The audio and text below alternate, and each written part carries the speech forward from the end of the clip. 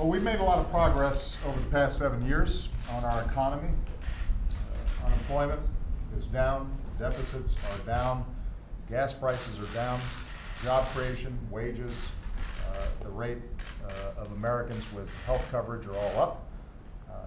So as I said at the State of the Union, America is as strongly positioned as any country on earth to take advantage of the opportunities of the 21st century. But what we're aware of is we all have a lot of work to do, not only to try to maintain momentum, but to go at some of the structural issues and problems that may be impeding people from making progress, getting opportunity, and living the kind of lives for themselves and their children that we all want for every American. The budget that we're releasing today reflects my priorities and the priorities that I believe will help advance security and prosperity in America for many years to come. These are proposals reflected in the budget that work for us and not against us. It adheres to last year's bipartisan budget agreement. It drives down the deficit. It includes smart savings on health care, immigration, tax reform. My budget also invests in opportunity and security for all Americans through education and training, new ideas for retirement savings and unemployment insurance, and it invests in innovation, harnessing technology to tackle challenges like climate change through clean energy and transportation, as well as the initiative that Vice President Joe Biden's leading to make sure that we're going after cancer in an aggressive way. And it strengthens our national security by increasing defense spending and advancing our global leadership through diplomacy and through development. Now, more and more, keeping America safe is not just a matter of more tanks, more aircraft carriers, not just a matter of bolstering our security on the ground. It also requires us to bolster our security online. As we've seen in the past few years and just in the past few days, cyber threats pose a danger not only to our national security, but also our financial security and the privacy of millions of Americans. So I've joined with leaders from across my administration to, over the last several months, plan on how we are going to go after this in a more aggressive way.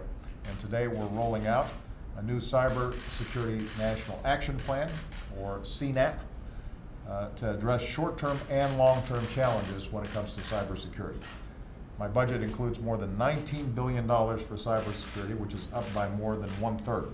And with this plan, we intend to modernize federal IT by replacing and retiring outdated systems that are vulnerable to attack. And I just want to say as an aside here,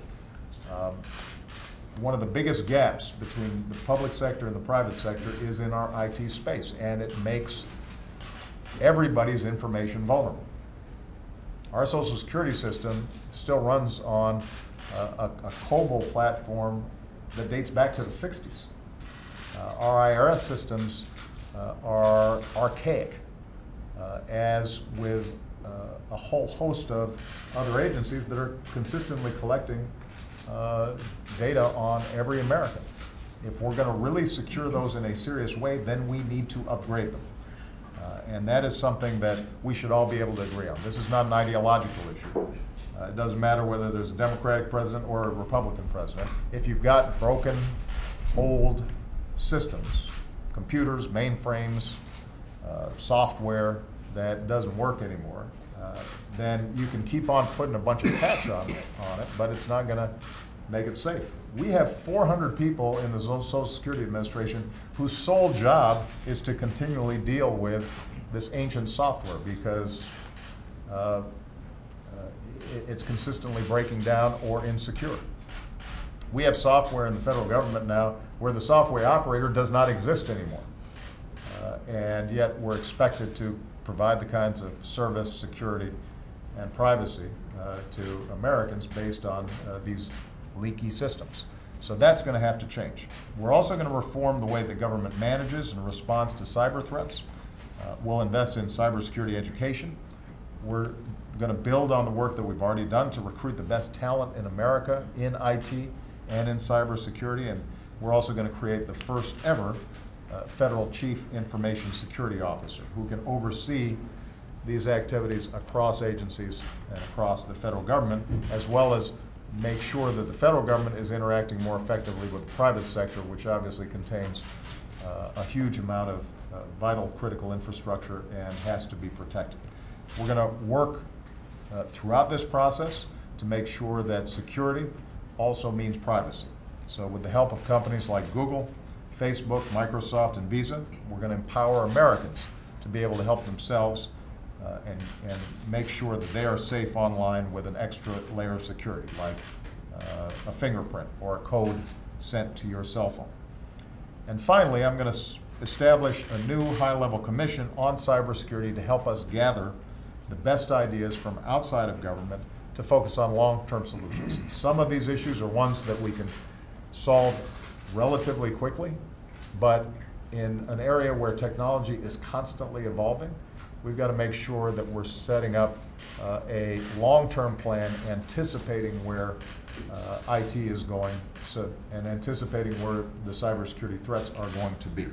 So we're going to work with Congress to appoint a broad, bipartisan group of top business, strategic, and technical thinkers, and I look forward to receiving their report by the end of this year to help guide not just my administration, but future administrations in how to think about this problem.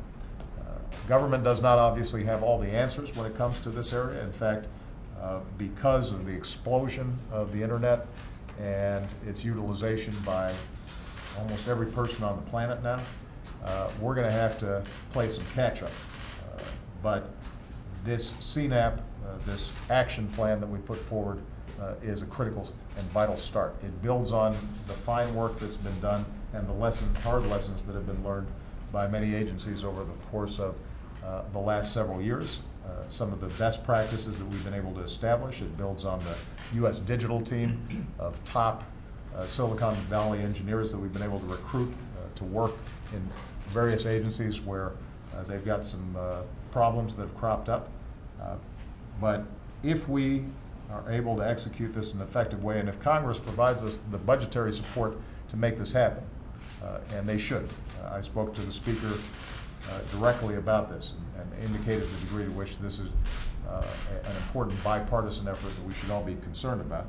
If we do this right, then not only are we going to be able to make government safer and secure, the data that's collected safer and secure, but we're also going to be able to help individual families and businesses to protect those things that are most important to them and to realize their full potential in a digital age. So I want to thank all the agencies who are represented here.